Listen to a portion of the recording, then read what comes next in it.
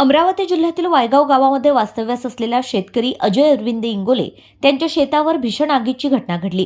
इंगोले यांच्या गुरांच्या कोट्याला अचानक आग लागल्याने या आगीत मोठ्या प्रमाणात शेतमाल जळून खाक झाला।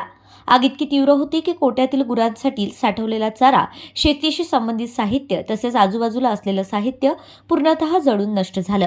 या आगीत शेती साहित्याबरोबरच घरालाही मोठ्या प्रमाणात नुकसान झालं असून लाखो रुपयांचं आर्थिक नुकसान झाल्याचा प्राथमिक अंदाज व्यक्त केला जातोय।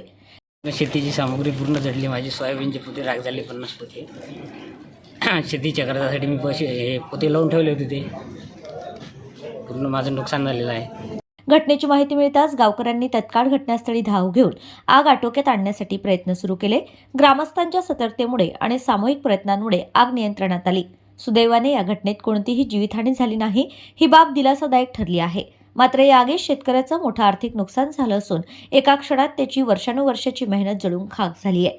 या घटनेमुळे वायगाव परिसरात हळहळ व्यक्त केली जात असून प्रशासनाने तातडीने पंचनामा करून नुकसान भरपाई द्यावी अशी मागणी ग्रामस्थांकडून होत आहे। आग लागण्याचं नेमकं कारण अद्याप स्पष्ट झालं नसून संबंधित यंत्रणेकडून तपास सुरू आहे। शेतकरी अजय अरविंद इंगोले यांच्यावर ओढवलेल्या या संकटामुळे परिसरातील शेतकरी वर्गात चिंतेचं वातावरण निर्माण झालंय। प्रतिनिधी सागर डोंगरे, अमरावती।